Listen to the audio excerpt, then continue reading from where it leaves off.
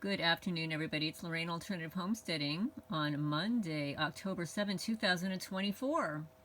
I hope everybody's doing well. I've got some comments and some things to read. First, I want to say that I know you've all been waiting for that interview with Onion Head Andrew. Well, we spent 2.5 hours together on an alleged Zoom call on Thursday, October 3rd, around 1 p.m. It lasted a little bit more than 2.5 hours because Andrew had a free Zoom application, and the way it works with Zoom is it's free for the first, I think, 40 or 50 minutes, and then you can continue to use it. So if you end that session after that time, you can start up again, and some would do that indefinitely, and then splice them together. So that's what we did. We did that 4 times, possibly 5. Now, unbeknownst to me, I think he might have said it once at the beginning, he was also recording it. Or so I thought. I thought he was recording it in addition to doing the Zoom. And the way the Zoom works is you both download the application, you open up the application, and one of the people who's recording it sends you a link to Zoom, sort of like with Richard Moore. He already has a Zoom account. I already have Zoom. I download it, open it up. He sends me a link. I click on the link, and it opens up the chat and the video and the audio that connects to the individual who started the Zoom call. So Andrew started the Zoom call, so he sent me a link. I clicked on it. We start chatting and stuff. I wasn't even sure if it was recording at that time, but he said yes and that he would edit it out. So, several days went by, and I asked him, for the link, and he hadn't worked on it yet. He hadn't looked at it yet. So then this morning, like early this morning on the 7th, 4 days later, he sends me a link, but it's not a Zoom link. It's a link to some audio. So evidently it's the audio that he recorded, which I thought was in addition to the Zoom recording. So when you click on Zoom, just as you would like with a free conference call, it already has the inherent software set up to record and video whomever is connected to the call. That's the way it's set up. That's why it's a conference call. Okay, so, but that's not what he did. So he sent me the link. I clicked on it, and it was some audio link. I mean, you could see a part of the Zoom meeting. It was very dark. I looked very shiny. The lighting was very off. And I watched about 18 minutes of it. You can hardly hear me speaking. So I sent him a message. I said, "Hi, Andrew. This is recorded differently than Zoom. Zoom provides a link, which is a URL that can be easily downloaded into the 4K downloader, which then would be uploaded to YouTube." I said, when both sides record to see the Zoom application, the voice is recorded through each individual's laptop, iPad, or iPhone. I'm only 18 minutes into it because I don't have time to watch it all right now. So then I received a response back. Now let me just plug this in because I've got a low battery here. Suddenly, I have a low battery. He said, "Yeah, I know, it was a failed experiment." Well, I'm just going to say for anybody out there that wants an interview with me, I have an extremely busy life. I live on a farm. I've got all these farm animals, and I'm attempting to sell my property. I don't have time to spend 2.5 hours on a failed experiment. Okay? So I'm just going to put it out there. I'm not saying he's a bad guy. He's got excellent information. But unfortunately, I'm not able to upload those 2.5 hours of my wasted time to YouTube. It's not a link that can be converted, at least to my knowledge, into a link that can be uploaded to YouTube. And besides the fact that it was recorded differently, it was not recorded through Zoom. So the audio quality is bad. And I'm going to say likely because it was recorded differently and not through Zoom, even the visual was recorded differently. So I apologize, guys. I'm not going to be able to upload it. I mean, unless he decides to figure out how it works. I mean, he said, yeah, I know it was a failed experiment. Well, I'm sorry. Please don't experiment on me. I'm a targeted person. I'm being experimented on 24/7 for the last dozen years. I'm not 35 years old anymore. So please, spare me. That's number one. So now, more important things is, you know that expression, we are the GOV and we're here to help? And you know how bad of an idea that always is. Well, with Hurricane Helene, they didn't even offer that option. They just didn't show up. They were turning people away, the local people who had private planes, helicopters, turning them away. Why would you do something like that? I heard a horrific story. Well, several. I mean, they're all horrific. Every one of them. That literally the people had 17 minutes. 17 minutes. I'm going to say something about that. Don't call me a conspiracy theorist. I'm just an astrologer, okay? Just study the cycles. So they said that they had 17 minutes. It was probably a little bit more. They had 17 minutes to prepare from the time it started to rain heavily to the time of hundreds of inches of rain. 17 minutes. There was no time to flee. These people were absolutely trapped. So one mom and her kids decide to climb up a tree. Well, it sounds like a good idea, right? You know, if your roof isn't working, your roof caves in, you climb up a tree. But hey, you're in the mountains there, guys. Yeah, they've got lots of trees, but they also have bears. Do I have to say what happens? The animals are hungry too. They're getting washed away. Cats and dogs, chickens, goats, pigs, horses, sheep. This is farmland. These are the mountains. These are animals. And I guarantee up in those mountains they've got bobcats and all kinds of foxes and all kinds of other animals. But animals are smarter than humans, for the most part. They know where the best places to hide is. Maybe all those foxes are in caves somewhere.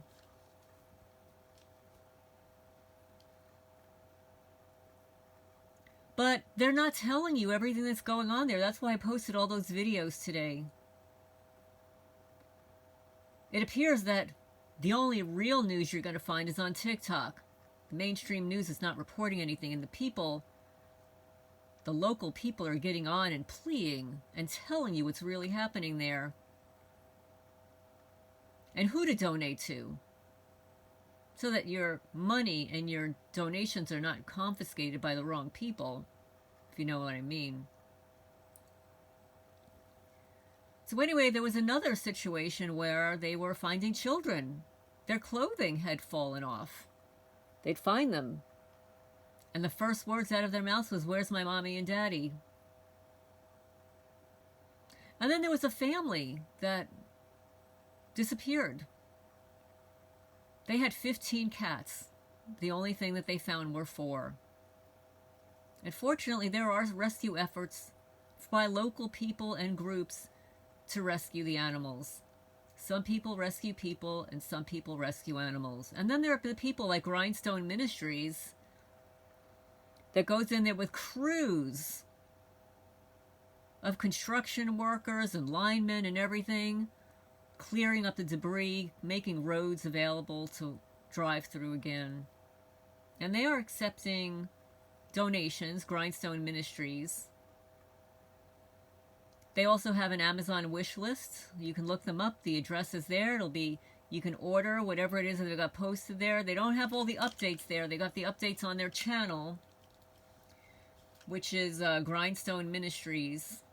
They give updates on newly developing needs of the local people and them, because the workers can't work without food and water. And then there are the really good people out there, the local people like Billy from Permaculture Consultants and his father, William, with Perma Pastures Farm, who are interviewing people and being the voice for the local people there that are fundraising. And they're accepting donations too. And they are the good people that are actually driving there with donations to give to the local people.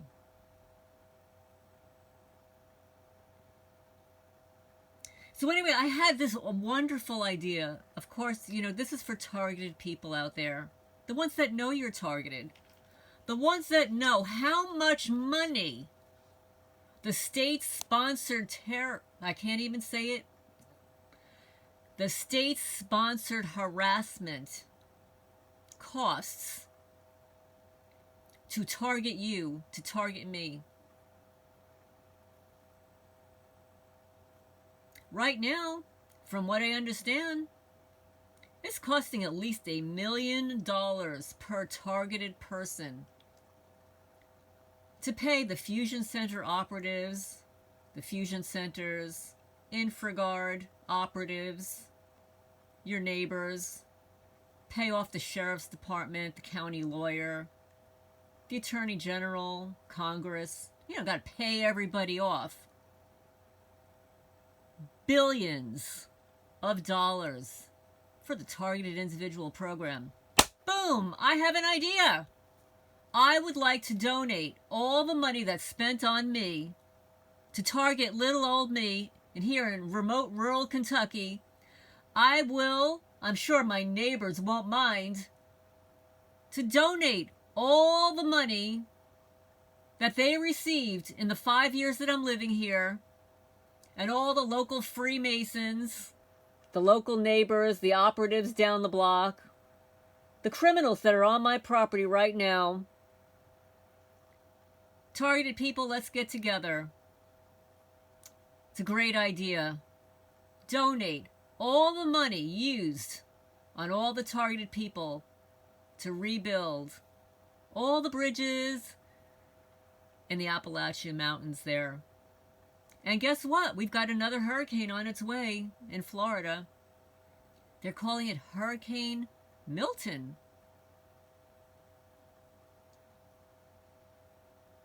So it's never ending. It's all contrived. It's all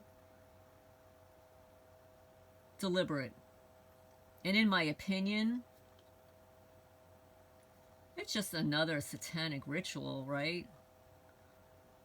The powers that be, they've got to give up their sacrifices to good old Lucifer, right? Got to give them up. What better way to do it by a fake, contrived storm? Sort of like what they're doing around my property. They're digging up my property to cause a problem.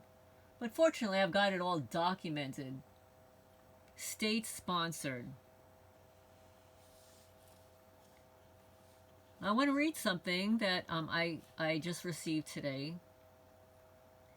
This is written by HopeGirl. You know, Hope and Tivon. Hurricane Helene.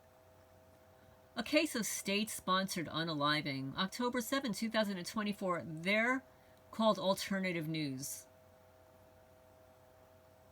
I can't even read some of this, but Hurricane Helene hit North Carolina on September 25 and was the second worst hurricane since Katrina. It dumped 40 trillion gallons of water in a short amount of time. Yeah, 17 minutes. Oh, I forgot to tell you what that is. How could I leave that out? It's an eclipse cycle. And guess what happens? We actually had an eclipse. We had an eclipse On Wednesday the 2nd, solar eclipse in Libra. That's right. Eclipse cycles are 18 years. So the reason I say, 17 plus, when you're looking at degrees, it's always 17 and something. You round up to the next degree, it's 18. It's just another number, and 17 is one of those critical degrees. I'll just say it's a critical degree. If you study astrology and you study degrees, 17 is a critical degree. So this is a witness who was on the ground. It said it took 17 minutes. No one had time to flee.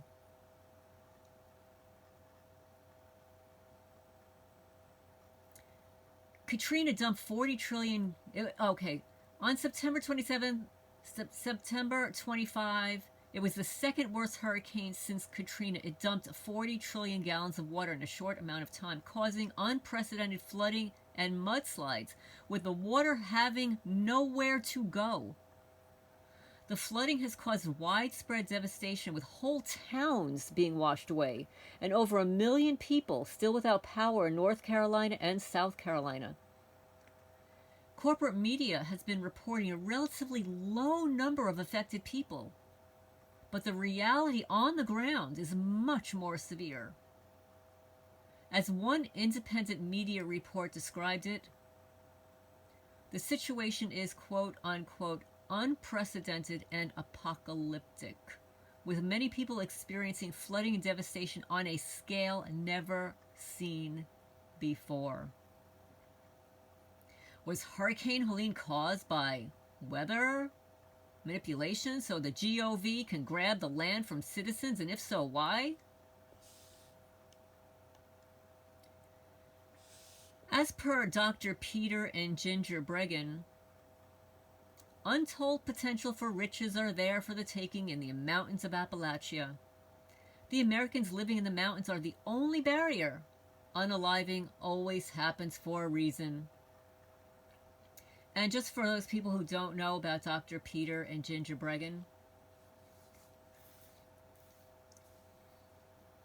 Dr. Bregan is a psychiatrist. He's one of the only psychiatrists that I'm aware of that was actually testifying in court on behalf of those children that were forced to take Ritalin, Concerta, Adderall since their childhood, and has caused untold horrors in their psychological, emotional, developmental, sexual development. You wonder why children are just suddenly unaliving their parents? Ask Dr. Peter Bregan. He'll tell you. He's an eyewitness testifying on behalf of these children in court to keep them out of the prisons. Because after they were off all those horrible substances, they reverted back to their old, beautiful, natural, sweet selves.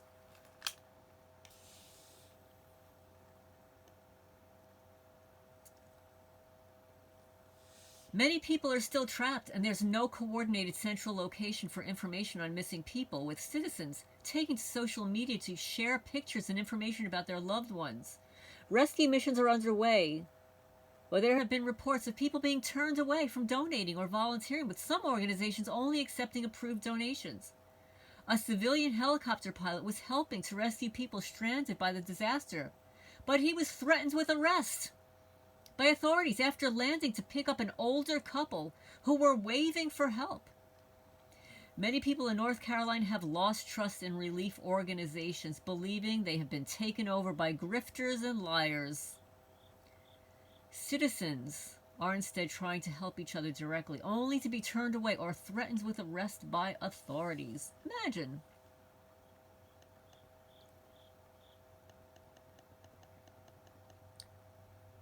The federal response to the disaster has been appalling, with the good old Prezi Jojo and Camel Toe not making any public statements for 4 days. 4 days. And then the Federal Emergency Management Agency not being present on the ground. Well, I thought that was their sole responsibility. I don't know. What do I know? I'm only a targeted individual. And the GOV's response to the crisis has been very slow. And Biden only approved the 1,000 soldiers on October 2nd, days after the emergency declarations were made, even though it affected area is the size of Massachusetts. Could you imagine? The size of Massachusetts. The initial emergency declarations only covered 11 counties despite widespread devastation in 90 counties. Now get this. Governor DeSantis of Florida is sending extra aid to North Carolina, while some people feel that their own governor is not doing enough. Well, so far, guys, I'm just going to tell you, I haven't heard anybody from my state donating anything, and we're not that far away. And we've got mountains here. I haven't heard anything. Governor Andy, when are you going to donate? Like I said, why don't you take some of the money you're using to target me and send it to these suffering people and animals and children? How about that?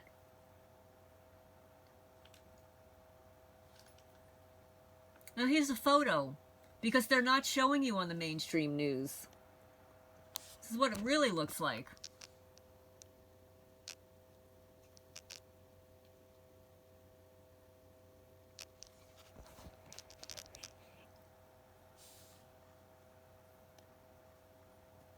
Naturally, questions are being asked as to what's really happening. The GOV has been able to manipulate the weather since World War II, with the ability to control and even, I can't say the word, since the 1960s. And I will tell you for a fact that my father told me when I was around 12 years old, 50 years ago, that this was happening, that this was going on. I didn't know what it meant at the time. You know, my father would talk about things that I had no idea what he was talking about, you know? But he knew 50 years ago. So it's not new. Oh, wait a minute. And also, you know that guy Bill from the Gates of Hell? He has a patent since 2009 for wind manipulation. That's right, this is for educational purposes only. This is a real patent that he owns.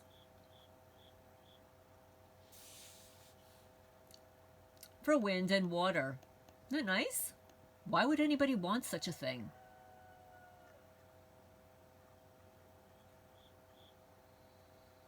After Hurricane Katrina destroyed New Orleans and the Gulf Coast in 2005, many people became rich as a result of the destruction, with 80% of the land in New Orleans being destroyed and purchased by property developers. Wow. I wonder how much was paid out in insurance claims. Black residents were forced to leave New Orleans and their homes and land. And then they brought in casinos and property developers, with areas like Point Cadet in East Biloxi, Mississippi, being transformed into tourist destinations. Well, you know, similar scenarios have played out now in other areas, such as Lahaina. I'm not going to be able to read some of this, guys. Well, one of the areas affected by Hurricane Helene is the world's largest lithium deposit, which is set to be mined by a company that has entered into an agreement with the, oh my goodness, the Department of Defense. I'm a little confused. Like, why would the DOD want to have a contract to mine lithium? And just by coincidence, that BlackRock and Vanguard, they own most of the shares in the lithium mine. The agreement is worth US 99, which is 66 reversed, $99 million, and aims to have the mine up and running by 2030, but the area has been devastated by the hurricane, which may allow the GOV to use eminent domain and just steal it. Steal the land. Somebody else who reported on this is Redacted on YouTube. And the title it's 14 minutes long. I'm not going to do it. He says the U.S. government is controlling the weather. Hurricane Helene victims are pissed. October 2024. It's 14 minutes long.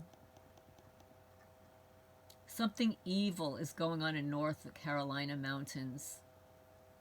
And help is not coming. State and federal authorities have not been on site for the first week or so after the storm. Dropped like a bomb. There's no update on the number of people who are missing or who have passed, and the rescue of those who have survived other than local accounts. And the report out of Asheville, the largest flooded out community in North Carolina, says that some of those workers, the FEMA, DEMA, DUMA, they just arrived. And guess what they brought? They only brought some porta potties for the local inundated hospital, which is still without electricity or water. Like I said, guys, all you targeted people out there, are you with me on this idea? What do you think?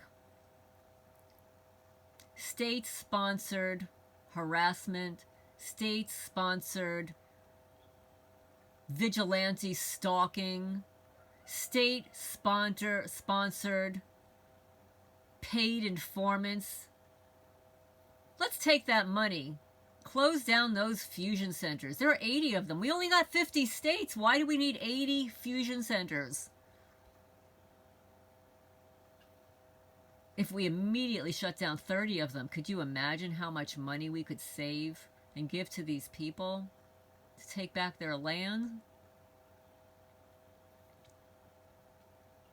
So guys, what do you say? Hashtag targeted TIs donate state-funded harassment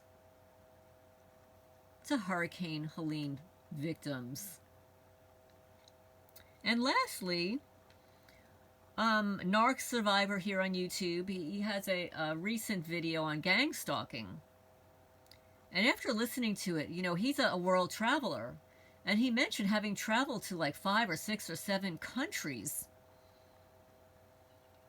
And I left a comment for him. I said, in your travels, since you're a targeted person, which of those countries was the stalking or harassment the lowest? And he said it was Japan. He also said that the people were the nicest and the kindest in Japan. Well, they must be, because they have an entire island devoted to rescuing cats. Unlike some other country that boils them. Oh yeah. That country. When I was a kid growing up, almost everything that we purchased was stamped, made in Japan. And I was curious about when that stopped. So of course I asked AI because, I'm not very good with history. I don't know any of this stuff. I'm one of those clueless Americans, So I asked AI, when did the US stop manufacturing in Japan and why? The response I received is, the US didn't stop manufacturing in Japan per se, because US companies never fully dominated the Japan's industrial landscape. Instead, the relationship between the US and Japan in terms of manufacturing has evolved over time due to several economic, political, and technological factors. So in post-World War II reconstruction, 1945 to the 50s, after World War II, the U.S. helped Japan rebuild its economy through financial aid, technological transfers, and business partnerships.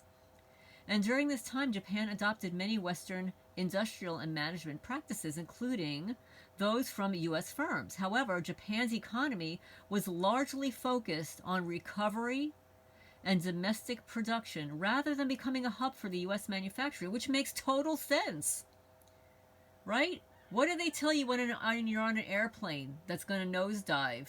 You have to save yourself, put your air mask on before you can help anybody else. And that's what Japan did. But then the rise of Japanese manufacturing in the 50s and 80s emerged as a major manufacturing powerhouse in its own right. And that's what I remember. I remember the 80s, 90s. Everything was kind of stamped Japan, made in Japan. Particularly like automotive, consumer electronics, and shipbuilding. Japanese firms such as Toyota, Honda, Sony, and Panasonic became highly competitive globally, utilizing efficient production systems like lean manufacturing. For example, Toyota production system. And during this period, U.S. companies didn't necessarily manufacture in Japan as much as they partnered with Japanese company, and they outsourced production to Japanese firms or entered into joint ventures. Japan's focus on export-led growth made it an attractive place for an investment. But many American companies, we found it challenging to compete with Japan's efficient and lower cost production system. So there you go. We found it challenging to compete with Japan's efficiency and lower cost production systems. And then there was a shift in global manufacturing in the 80s and 90s. There was a broader shift in global manufacturing as labor costs in Japan began to rise. Of course, they know how to make stuff there. And they make stuff to last. And they're very detailed oriented. They're perfectionists.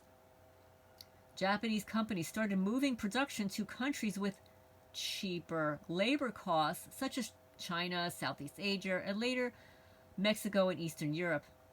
This is also the time when U.S. companies, and this is bold print by AI, U.S. companies began to shift production to other Asian countries, especially the CYNA, which had opened up its economy and offered significantly lower wages. And according to YouTube creator Serpensenza, it's not just significantly lower wages. It's trash, garbage, stuff that they're producing over there. I don't know. It just falls apart. Factors for the shift including the rising costs in Japan. Japan's post-war economic miracle led to higher wages. Good for them. They were paying their people more money, making it less cost competitive compared to other countries like the one that boiled dogs for leather. Then there's the Plaza Accord in 1985. This is news to me. I don't know what this is. The Plaza Accord caused the Japanese yen to appreciate against the US dollar, making Japanese exports more expensive and reducing incentives for US companies to manufacture there. There you go again. We just didn't want to pay the price for quality. Then there's globalization. Advances in technology and logistics made it easier to move production across borders, and countries like China, Vietnam, Thailand became more attractive for U.S. and global companies because it was cheaper to produce there. And like I said in my video last summer also, what most of you people don't understand is that many of our farm animals, they're not even can I use the word? They're not even manufactured here in the United States. You know, to be packaged up so that you can eat ribs and drumsticks and stuff like that. That's not even happening here in the US anymore. So what they do is they torture these animals, fatten them up, put them on cargo ships. Yeah. No water, no food, close quarters, and where do they go? Not to any place here in the US. No, no, no. They're going to that place that boils places, that does unearthly things to cats and dogs.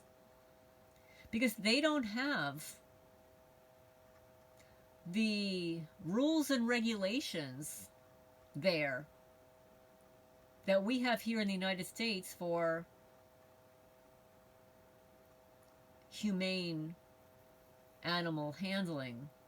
They don't have it there. So then, once our U.S. raised animals are sent there,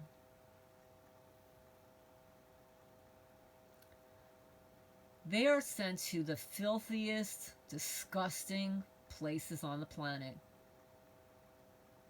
with psychopaths that package them to be sent back here, placed on your Walmart shelves. That's right. I know you don't want to hear it because you like all that food. Do your research. Yeah, so that's what's happening there. And the cost of labor, as Japan became wealthier, the wages increased. Well, hallelujah. It made it less cost-effective for U.S. companies to manufacture there. And then, with technological advances, automation and technology improved, and other regions with lower labor costs and comparable technical skills became more attractive to us over here. You know, because we're all greedy little effers in this country. And then trade agreements and globalization, free trade agreements, and the rise of global supply chains made it easier for companies to outsource production to countries with cheap labor. You know, like children working with their hands. And then the strong yen. The appreciation of the Japanese yen in the 1980s reduced Japan's competitiveness in manufacturing. And in summary, now again, this is according to AI, which is a little bit biased and a little fluffing of the truth here. U.S. manufacturing didn't fully stop in Japan. Rather, the global shift towards lower cost regions like other places in the 80s and 90s reduced the U.S. reliance on Japan as a manufacturing base. The transition was driven by rising labor costs, currency fluctuations, and Japan's own focus on high-tech and capital-intensive industries rather than mass production of consumer goods. Well, thank you, Japan, for staying your ground, and I will always support the Japanese and Japanese products because you love cats too. Anyway, this is Lorraine Alternative Homesteading. I've completed my Monday rant for today. It's 3 p.m. So, targeted people out there, are you in it with me? Hashtag TIs donate state-sponsored harassment. Right? TIs donate state-sponsored wages to Hurricane Helene victims. Period. I'm sure my neighbors won't mind. Will yours? No. I'm going to sign off for now. I look so forward to your questions and comments down below. And please remember to hit the thumbs up. It helps the channel grow, get the message out there. And there are people suffering in North Carolina and Eastern Tennessee. And beware, we've got a category form of 4 storm on the horizon for Florida for Wednesday. And leave a comment down below on your thoughts on, do you think as a targeted person you would move to Japan? Why? And if so, leave the comments down below. And if you're willing to donate even $1, Billy at Permapasture Culture and his son, Permapasture Culture Consultant is William, and Permapasture Farms is Billy, father and son. They're boots on the grounds, actually driving to and interviewing people there that are actually bringing the food to these people. It's not who you think it is. And if you think it can't happen to you, it could. And it could happen to every one of my neighbors, including me. I'm going to get off my rant right now before I go a little too far. Please remember to hit the thumbs up.